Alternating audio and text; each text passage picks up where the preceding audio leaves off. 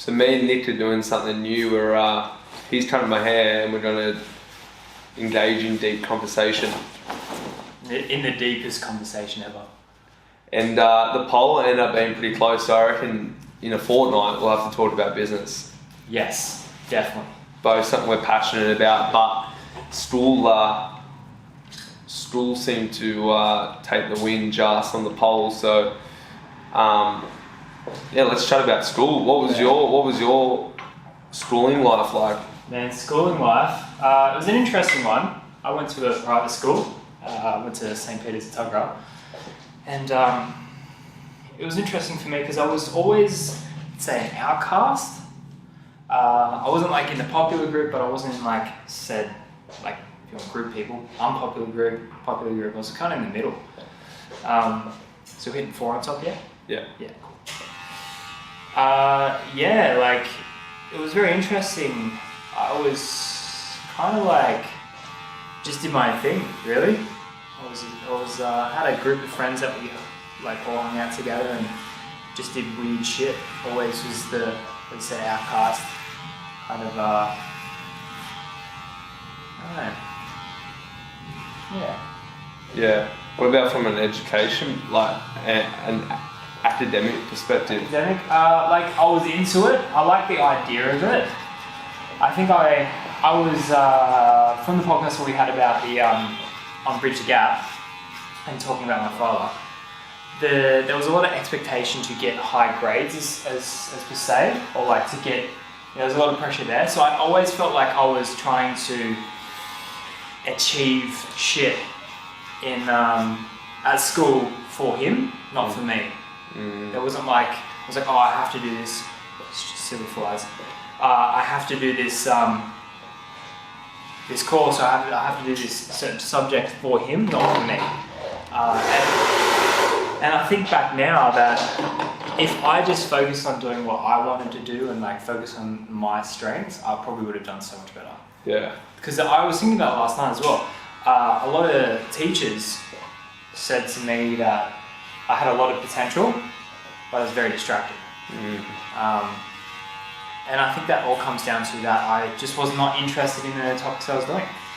Yeah, 100%. I think that's the biggest thing. And like, I wasn't necessarily academically gifted from a school smart perspective, but man, it's like traumatizing. I didn't realize until like there's actually like small traumas that I have within myself and like limiting beliefs that I'm dumb and whatnot based off my education, like based off the marks I was in at school. Yeah, right. And at school I would laugh them off.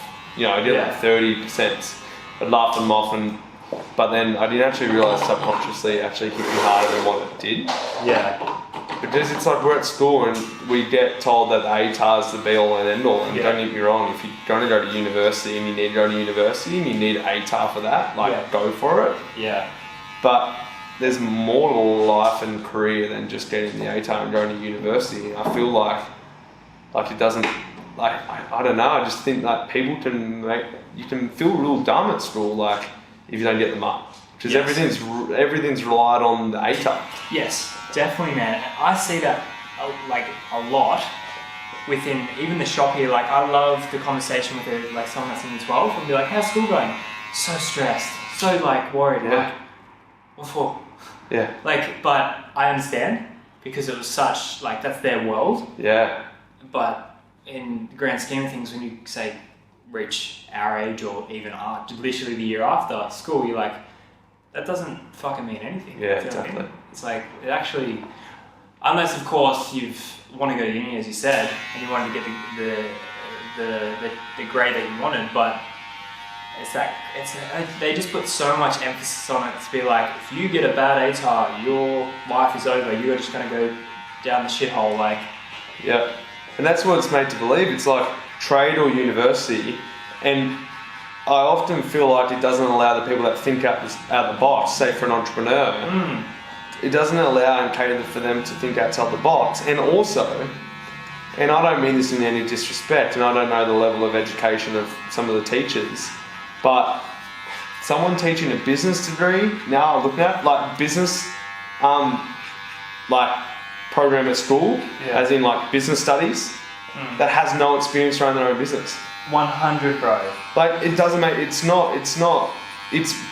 textbook learning. It's not real life learning. Like, where in that are they talking about marketing? Where in that, like, how can you call something business studies, yet the person that's teaching it's never run a business?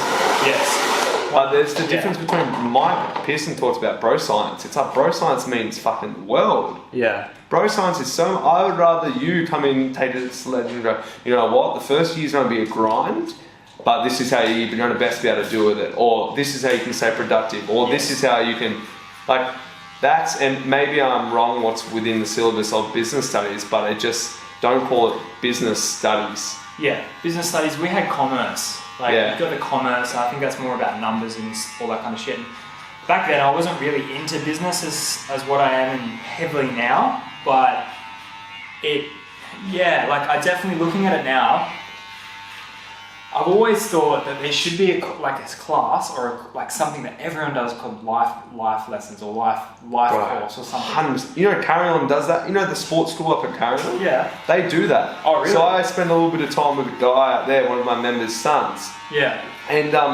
we're talking about what he'd done at school that day. So we're working on a project at the moment on who am I? Like, what's my best memories of life? You know, who do I think my values are? Yeah. Like, actually understanding yourself. That's sick. That's really cool. But like, it should be just everywhere. Like, you have lessons on, of course, the basic ones: how to save money, how to buy a house, how to pay tax, how to do this. Not just like, yo, let's learn some English shit. Like, cool, but there's no practical lessons being taught. Like, let's learn these crazy algebra shit, and that's going to help you with, I don't know, financing something, or like learning how to do, like, read a document or something like that, or just real life shit. It sort of makes me feel sad, because if someone doesn't have the drive, yet they have vision and they have ambition, but they don't necessarily they have a skill beyond what school offers. Man, school can make you feel that you're trapped inside a box. And man, how many people would there be out there that have this skill and this passion that they never fulfilled because they were conditioned from a young age to think like this, to do that from what we learn at school. Yeah, 100, man. Totally agree. And it can really crush, it's really crush a kid's dream. When someone's like, when there's expectations of parents or like expectations from schools, or, like, it is so evident that it's most of it comes down to expectations from the parents. Be like, you have to get a good grade so then you can go to uni, so you can get a good job, so you can get a good pay. It's like, you can fucking go anywhere in life and still get good money. Like, you know what I mean? You don't have to create a business. No. It's not the end all be all, and it's not the way to always go. But even if you don't get the ATAR that you want, right? In 2-3 years after you finish school, you're like, fuck, didn't get the ATAR, but like, you might just mature in your head. It might be like, okay, I'm more dedicated to learn how to get this ATAR. Like, you can just go do a bridging course. Yeah. Or it's not just like, oh fuck, I got a shit ATAR in school. I'm done. I can't fucking do the course that I wanted to. Yeah. Do you know what I mean? Prime example is, Brain has gone melty. He just applied for the army. He used to be one of your trainers. Oh, Dicko still is. Yeah. Yeah. Daniel. He just applied for the army, and he was just like, yo, I did a test and he can do everything in the army. Yeah, Dicko, yeah. He can do anything he wants. Crazy. Yeah. Like, you can't limit yourself just because you got an ATAR. I never even read my ATAR. I got an ATAR. I got the dot. Did you? Yeah, I got the mystery mark. Yeah, right, shit. But see, it's like, for an example, like, we did a PE assessment. One of the PE assessments, which was like 25% of the yearly mark, was based on rowing a training program for a specific athlete, and I got the second highest mark in that. Yeah. So what does that say? That says that I'm good at skills that I'm passionate about. Like, man, I used to walk in history, and it used to be like, read pages, or geography, read pages between 100 and 120 and write the key points out in your planner. What? You're going in there and you're telling me that I'm an energetic kid and a visual person, and you're getting me to go in the classroom and shut my lips, not use visuals, and just read a textbook, and you expect me to concentrate? Oh, bro. they're definitely like, it's a very, very hot topic with how schools should be restructured and like even just leaning on people's strengths. Do you know what I mean? Of course, there's some things like, career advisors and all that kind of stuff, but some of them are like, you hear that fucking, is that Kobe Bryant? Yeah. I'm pretty sure he said something about like, was it him or some big athletes? It's very evident where it was like, I think it was Kobe Bryant, where it's just like, my career counselor was like, don't play basketball, something like that. Yeah. Don't, like, you're just going to turn out to be like a drug addict or something like that, or you're not going to get anywhere in life. And then look at him. Look at him. You know what I mean? And there would be so much more evidence to say for any other athlete or any kind of successful person that like they've, not listened to those career advisors and crushed their dreams and shit like that. It's conditioned thinking. It's just like trap in the box thinking, and like this conversation is no stab at the teachers, because I had a chat with a teacher this morning, one of my mates. If he had the opportunity to create his own classes, he would. So they're obviously, they can only do so much. Yeah. But if I was to rewrite the syllabus, or if I was to rewrite learning what I know now, if I was to even look at a daily life of a school person, you're doing on average 6 50-minute classes back to back. You have 5 minutes, you have a lunch break, and you have 5 minutes between each class. How the hell do you expect to process all of those mathematical equations within 5 minutes and then move on to English and then write an essay and process it all? And yeah. Like how does that work? Like, there was an idea that the ACT runs their HSC over 2 years, and they do 3 subjects 1 year and 3 subjects the other year. I'm reading a book at the moment called The One Thing, and trying to narrow your focus. Yeah. Someone who texts and drives isn't going to be committed to one or the other. They're going to be shaky. Their steering's going to be off. So how do you expect to process mathematical equations and within 5 minutes move to science or geography? Yeah. And actually be able to process it? Yeah. It only benefits those ones that are Book smart. book smart. Exactly right. But the thing is, in life, book smarts aren't going to get anywhere. Book smart is common sense. 100%. You need that common sense. Like, if you just have common sense and like bare minimum of like some kind of knowledge or academic knowledge, you're going to go fucking further than the person that just like knows how to do like a crazy maths equation. Our world would not, and this is just who you are as a person. Like, I'm a visionary entrepreneur type person. Yeah. Our world would not be pushed forward without entrepreneurs or people that think outside the box. The Elon Musk. No one would have went to the moon if someone didn't think outside the box. Yeah. You know what I mean? 100. Albert Einstein wouldn't be you know what I mean? Like, if our world was run by people that thought, and this is where this whole COVID conspiracies thing's coming out now, is because a lot of the world's been run by people that think within the side, and they want everyone on the same playing field. That's a whole different conversation, but the world would be a very, very boring place if it was just run by people that think within the box. Yeah. There would be no cafes. It would be literally like a company that ruled the whole world, and everyone would be an employee of the company. Yeah. And there would be nothing else. Yeah. You would have the same clothes. You'd have the same everything, just order. Like, and there's comfort in order though. I understand that. Yeah. But as you said, there wouldn't be anything more exciting than just go to work. Like, there's something you hate, you just got to go there just to collect money. We wouldn't be doing this. Yeah, no, definitely not. You know what I mean? So it's like, why, like, thinking about it now, it's like, well, there needs to be some sort of test. There needs to be some sort of IQ test that differentiates the people between the thinking inside the boxes and the outside the boxes, and then send them off to a different part of the school. I don't know, like, play to those strengths. Like that, yeah. Play to those strengths. Play to the book smart strengths, and play to the practical. Could you imagine, right? And it's so evident now, like, how kids right now can pick up technology like that. Yeah. Or I would say like a 6-year-old, 7-year-old. I guess it's a little bit of ignorance, but they can't pick it up as quick. Because whether they've been conditioned, it's very it's always a fucking go so deep with this shit, but It's conditioning. it's that conditioning. Yes, you believe like, oh yeah, like you have like a 7-year-old. This is to any 7-year-olds out there. There's no offense to that, but straight out, it's like, if I give you a phone and was like, yo, can you like go to Google on this phone? they'll be like, nah, I don't want to bother with that. Like, I don't care. Like, you know, I don't know how to do this technology shit. It's like you get a 5-year-old kid, be like, go to Google, search this, find this for me. And they'll be like, yeah, brrr, done. But it's happening that fast. Done. It's changing that quickly. But yeah, the older generation is like, yo, this technology, this friggin' this and that. It's like, do you know how fast this fucking technology is moving us further and further? Like business and fitness and just everything 100%. in life.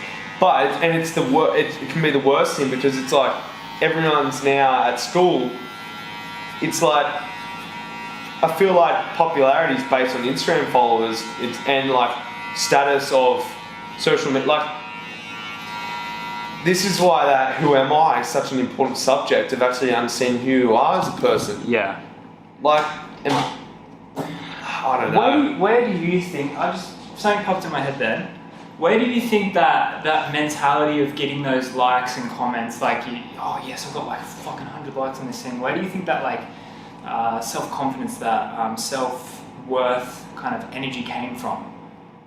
Like, does it make sense? It's a status. It's a status thing, and it's wanting to be acknowledged and appreciated. Yeah. And that's all that it is. Yeah. Where it come from was as soon as the iPhone was created. Yeah. As soon as the iPhone was created, the world changed forever. Yeah. Like it changed forever. Like because. Do you feel like it's more like where I'm getting at? It's like, do you find it more prevalent? Sorry, with younger generations than older generations? Yeah.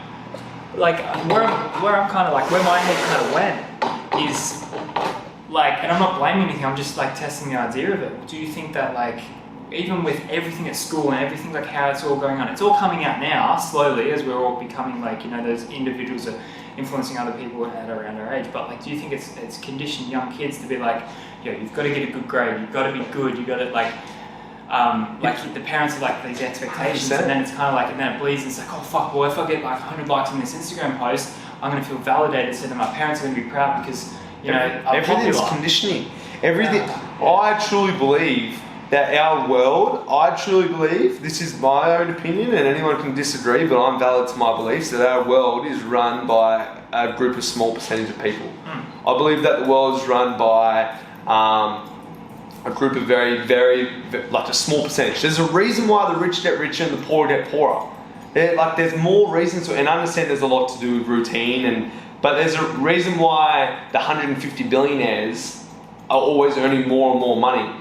It's the conditioning thing from a young age. Like there's things that are coming out about Disney now, about how Disney's been conditioning our minds from a young age.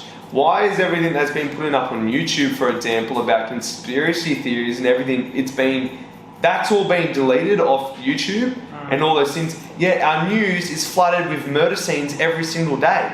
So it's like we're being conditioned to think that a certain way by the news, right? But as soon as someone thinks outside the box and puts it up on YouTube, it gets deleted, or Facebook, it gets deleted. Yeah.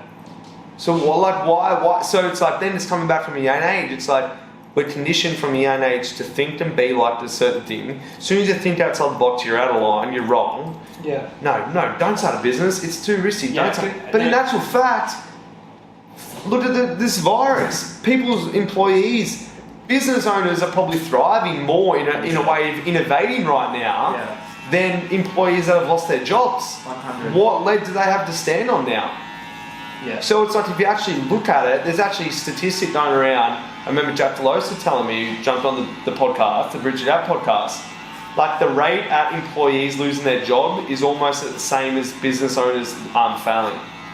So it's like you cannot say that a business owner is running a risk because look at everything that's happening right now. Yeah. Me and you have been able to innovate and look at online for me. You've been able to look at Tiny World Project. Yeah. You've been able to look at other resources because you think outside the box. Yeah. So you're going to come out of this with multiple streams of income, more impact, and a greater sense of what you want to do. Yo, and just because I acted on the idea. Yeah. There's nothing, like, the thing is, a lot of people, yet again, thinking about this morning, because before a conversation, I was like, I really want to, like, for this topic, give as much value to you guys as possible. Most of this shit is very simple. Like, if you have an idea, just act on it. Like, there's no complication like, I need to be this status, or I need to be this person to do this. And it's like, you can be anyone in the fucking world. If you have an idea and you think it's possible, just find a way to fucking do it. Yeah, and reach out to someone. Reach out. If you know someone that actually does it, that you've never talked to before, or you do know that you've spoken to before, just like, how did you start there? And do you know what happens? The ball just starts to roll. 100%. It's And the momentum. ball, it's just momentum. You're like, okay, shit, like I'm actually halfway there. I'm like, how did I get here? You just acted. Tony Robbins talks about it's like the momentum set, like how you get success. How's that feel for you anyway, bro? Yeah, that's good. Nice and fresh. Keep talking now, I'll clean on the back of your neck. Tony Robbins talks about it's like if your belief and you've been conditioned to think that running risks are bad, you're going to take small action because you'll have fear. Based off your small action, what happens? Small result or bad outcome. So then your belief then goes, nah, that's wrong, that's fuck, I'm not going there. You know, you can't go there, that's not. So what happens is, if you remove the fear and you remove the outside noise, you take big action, you get a bigger outcome, your belief's going to be like, this is possible. But it comes back to conditioning from a young age. Yeah. Man, we're literally conditioned from such a young age. These flies, man. Yeah, I know, they're everywhere. But that's alright, they want to be a part of the podcast. They want to be a part of this. No, 100%. This all comes back to your conditioning as from a young age. And of course, if you are seeking or like interested in, you know, like you're curious about, like you want to try something but you're scared because you feel like you need to go this way because of someone else, just seek, like, look inside yourself, look at what you want to do, look at the people that inspire you to kind of break through that, because it's hard, because it's like, it's not going to change until we change now. Because if we change now and we have kids later on, that means when the kids are, like when we have kids, like my girl now, when she grows up, like she's going to be parented different to how I was parented. Yeah, 100%. In a way that, like, she's not going to be conditioned in a way that there's expectations to her to go this way or Someone's that way. got to be the pattern interrupt in the family. Exactly right. And that will work for generations. Yeah. You know what I mean? It's starting to, as you can see, it's starting to slowly. And particularly during this time, like just the awakening of people. Yeah. Man, there's been people coming to me with business ideas that have like just started teaching degrees, because it's a time to reflect and like understand where you're going. And it's so evident. Someone the other day, like a family member of mine, was going like this a primary school teacher. And their mood significantly changed when they got into work mode. And one of my mentors been saying a really powerful thing to me. It's like, who you are and what you do is one. So us having this conversation while you cutting my hair is what you do. You love having deep conversation and you love cutting hair. So what you do and who you are is one. And I think this period's been allowed people to actually, who have accepted the reflection period, to be able to go, you know, what do I want to do? And what a perfect opportunity. And now that there's people like you and I that think outside the box, and me and Nick, for anyone that's actually watching, are no different to anyone else. We just backed our instinct. That's all we did, and we just stuck true to it. Like, I had people that told me not to do things. I had people tell me not to like move into certain things. It's too risky, it's too this, it's too that. But it's like, you'll forever haunt yourself if you have a passion of yours that you never fulfill. It will always play. You'll always suppress it, and it'll always come out of you. And yeah, like I said, it just comes back to the way that we've been brought up to think at school. We've been brought up to think in a certain way and act in a certain way, and that thinking outside the box is not right and not okay, and you shouldn't do that. See how, like, yeah, exactly right. It all loops back in. See how we went through to like where we are now and where we could go. Just comes back to where we were at school. Like when we were at school, like, of course there's things that need to be implemented into schools that you know, need to lean onto people's strengths a lot more, rather than just being like, yo, you need to get this ATAR to get into this course, all this kind of stuff. And it's so crazy to think, like, it's a big thing, big passion of mine, where, not a big passion of mine, but a big opinion, is that a lot of people, I reckon a majority of people, right, that I know that went to school were like really good at school. They're like, yeah, I'm gonna go do this at uni, all this kind of shit. They go do it, and they look at me as, I knew they look at me as kind of like, oh, he's gonna be the drop kid, he's just gonna do drugs and shit. Yeah, I did that for a little bit, for like maybe a year, but I knew that I didn't want to do that, because I was conditioned to believe that that's where I was gonna go. I was told that, oh, you're going to be the guy that just doesn't really amount to anything. Do you know what's happened now? I'm running 2 businesses, or growing these 2 businesses. These people that went to uni have either dropped out and doing the drugs and just not doing anything, working 9 to 5, which is totally fine. But see, what's happened is I leaned on my strengths and I believed in them myself. I've changed my course and went this way, the way that I wanted to go. But the people that like fucking left school and thought, you know, I have to go to uni or not have to go to, I'm going to go to uni because I'm going to be a uni thing. Nothing against uni. If you want to go to uni, do uni. But do it for the right reasons. They went to uni for the wrong reasons. They dropped out, or they got the degree, got the job that they wanted to, and were like, fuck, I don't want to do this. This is shit. Yeah, here I am. Hexbill. Shitty job that I hate. So you're feared about your dad. Wasted 4 years kind of thing. They're gonna think that, and then it's just gonna be spiraling and control, like out of control, and it's gonna be shit. And it's all about just coming back to your passions. Yeah. 100. And that's all it is. If your passion is to be a lawyer, literally go hard at that. 100. Yeah, as you said, like as I was saying, like there's no wrong in going to uni. There's wrong in going to uni for the wrong reasons. Yeah, 100%. It's just listening to your heart. Exactly right. You don't have to go to uni. If you want to be if you literally just want to work at a sushi shop, because it's a sushi shop, of course, do that. If you're passionate about making some sushi, do that shit. You don't have to become a fucking doctor or a carpenter just because someone said so, or you thought, oh, you like the idea of it because it gives you a lot of money. What's going to happen? I was having another conversation yesterday with someone. It's like, if you lean into your passion, in the start, yeah, you might not make as much money as you would, say, to become a carpenter. But imagine yourself following your passion, right? And then getting an idea of like, I'm going to revolutionize sushi somehow. You know how much money you're going to be making? Yeah. Then just working a carpenter's job, if that's where you wanted to go. You know, from a financial position, look at the richest people in the world. What type of thinkers are they? Innovators, man. 100. And this isn't a financial gain. Life isn't a financial gain. No, it's not. If anything, life is just, like I said,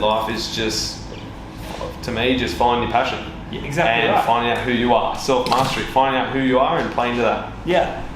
100. And like, just to clarify on that, like that wasn't yo, do your passion, you're going to get filthy rich. It's like a motto that I've found that really helps me is like, money follows excellence. I never think about the money. I always think about how much value can I give the byproduct to myself. Yeah, exactly right. It's just like you reap the riches that when you put that work into your passion, you're going to get. Yeah. And then, all comes back down to school. It's crazy. We could talk about these things forever.